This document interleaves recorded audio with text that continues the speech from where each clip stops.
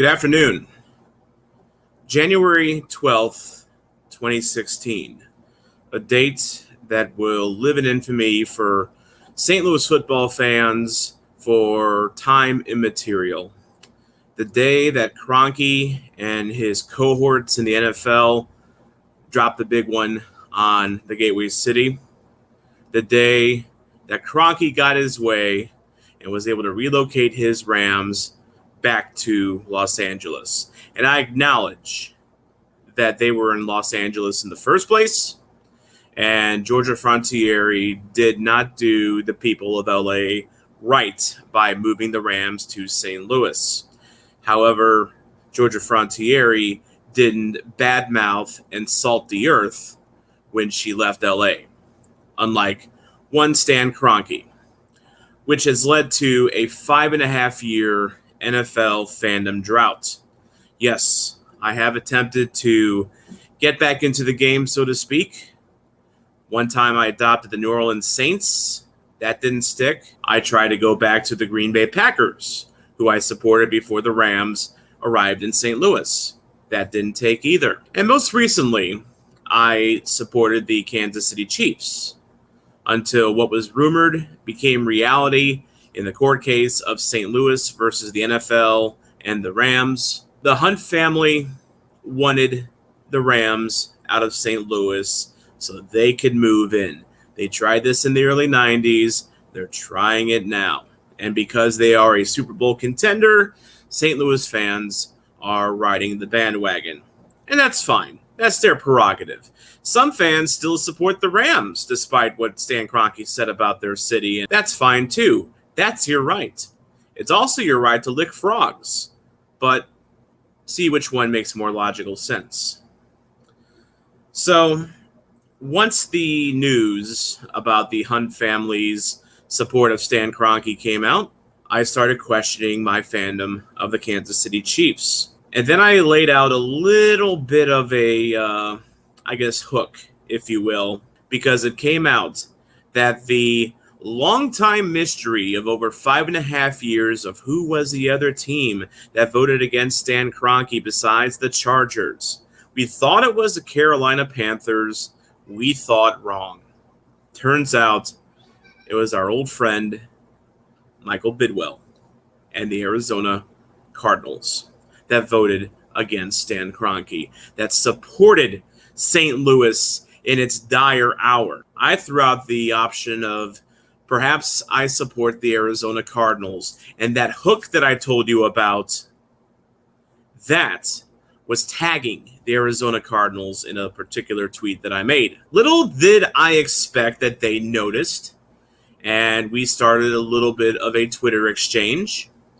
And just for giggles, I asked for a bumper sticker, something small. Turns out they were more receptive to that idea than I could have ever expected, because they didn't send me a bumper sticker. I'm actually wearing 2 of the things that the Arizona Cardinals sent. The first thing is this very clean white Arizona Cardinals dry fit shirt. And the second thing that the Arizona Cardinals delivered onto thee was this very nice windbreaker pullover that they wear on the field. When I say they, I mean the Cardinals themselves.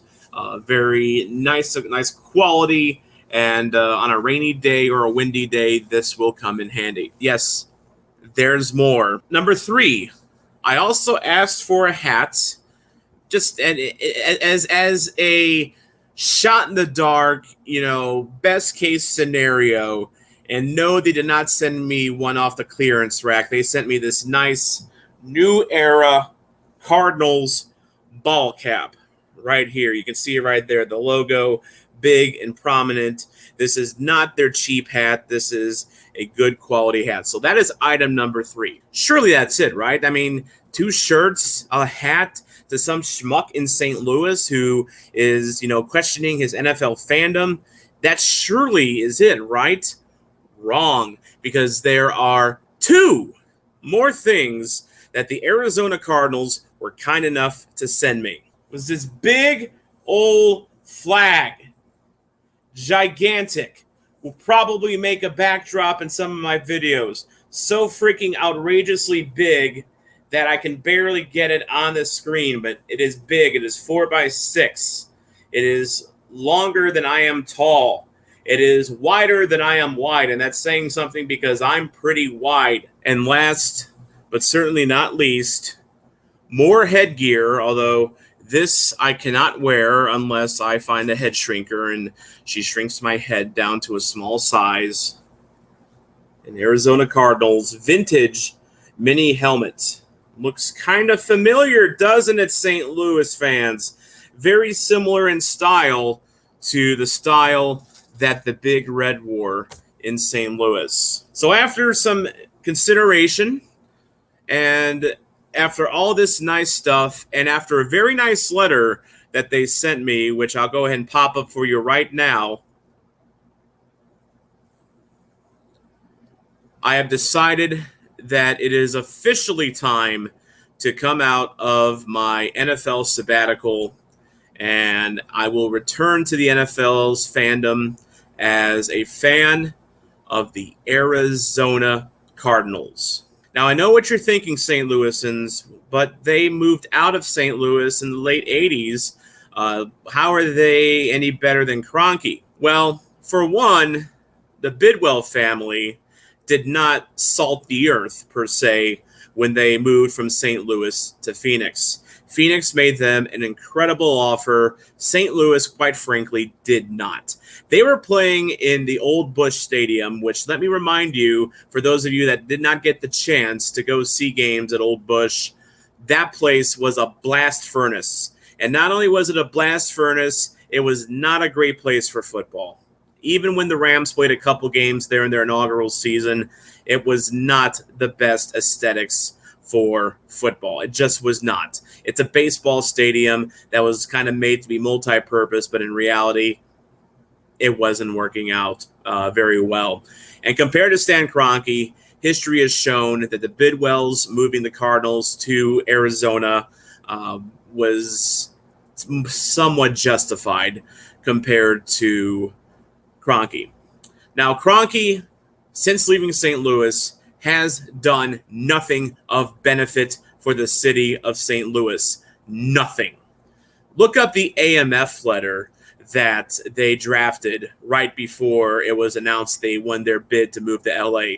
You know what AMF means? It means adios mother effer. That's what they thought of the city of St. Louis. They didn't contribute anything to the community in the last few years. They didn't market the team in the community. They were anonymous in the community. Locally, Stan Kroenke became known as Silent Stan because he did not talk to the media at all. The guy was an absolute coward. Michael Bidwell, on the other hand, very quietly, very low-key, I feel still holds a piece of St. Louis in his heart.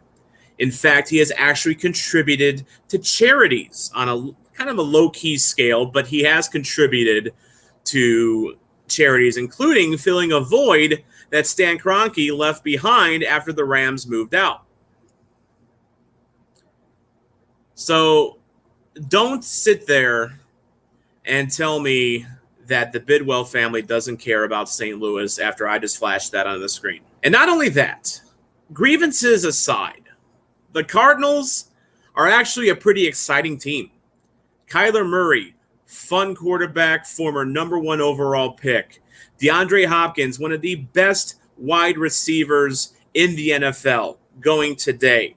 J.J. Watt, one of the most feared defensive pass rushers in this generation, maybe even the most feared, signed with Arizona over the offseason. They're an exciting, fun team. Larry Fitzgerald might still even come back and play for them. Time will tell on that. But regardless, Fitzgerald is a guy that is worth admiring for all that he has done for the Arizona community. If you are still jaded about the NFL, if you're unsure about the Chiefs after what's come out about them, if you're still living in La La Land and you're still a Rams fan despite what Stan Kroenke and the organization did to you personally, consider strongly consider doing what I'm doing and supporting an organization that, again, in St. Louis's darkest hour, supported the Gateway City. And I'm talking about the Arizona Cardinals. Airfare is cheap to Arizona, too. If you want to go see a game, you can fly Allegiant or Spirit, and it's not going to cost you very much. I'm floored by the gesture Arizona made here, to bring me into the fold. The Rams gave me heartburn.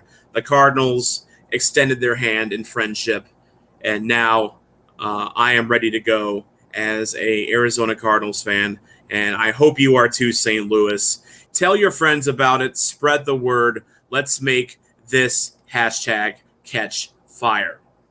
My name is Tom Franklin, and I am an Arizona Cardinals fan.